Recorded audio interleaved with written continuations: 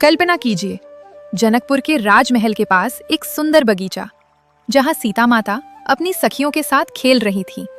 फूलों की खुशबू, पक्षियों की चहचहाहट और उसी बगीचे में एक पेड़ पर बैठा था तोता तोती का जोड़ा।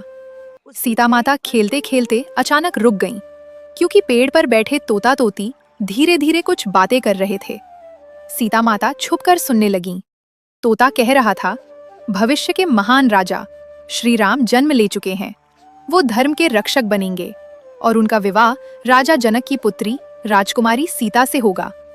ये सुनकर सीता माता चौंक गईं और तुरंत पेड़ के पास पहुंचकर बोली, जिस सीता की आप बात कर रहे हैं वो मैं ही हूँ। आप दोनों को मेरा भविष्य कैसे पता?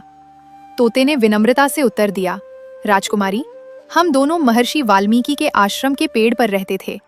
महर्षि वाल्मीकि अपने शिष्यों को जो भविष्य की बातें बताते थे, हमने वही सुना है और वही हमें याद है। अब सीता माता के मन में जिज्ञासा बढ़ गई। उन्होंने कहा, तो फिर आप दोनों मेरे साथ महल में रहिए, मैं आपसे भविष्य की और बातें सुनना चाहती हूँ। लेकिन तोता बोला, राजकुमारी, हम वन के पक्षी हैं, महल में नहीं रह सकते। पर उस समय सीता माता का मन जिद कर बैठा। उन्होंने तोते के जोड़े को पकड़ने की कोशिश की। नर तोता तो उड़ गया, लेकिन मादा तोती सीता माता की पकड़ में आ गई।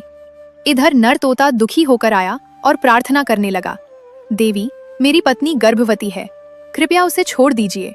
लेकिन छोटी सीता माता ने मना कर दिया। ये देखकर तोता अत्यंत दुखी हुआ और उसी दुख में उसने श्राप दे दिया, जिस प्रकार आज मुझे अपनी गर्भवती पत्नी से अलग होना पड़ रहा है, उसी प्रकार आपको भी गर्भावस्था में अपने जीवन साथी से वियोग सहना पड़ेगा। इतना कहकर नर तोते ने वहीं अपने प्राण त्याग दिए और कुछ ही समय बाद मादा तोती भी दुख में प्राण त्याग बैठी।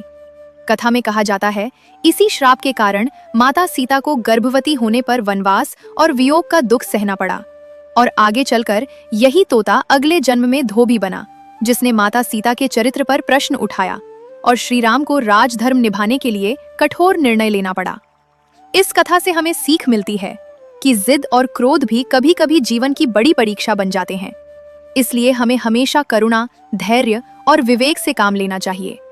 अगर आप मानते हैं कि माता सीता पवित्रता और त्याग की सबसे बड़ी मिसाल थीं, तो कमेंट बॉक्स में लिखिए जय सिया राम।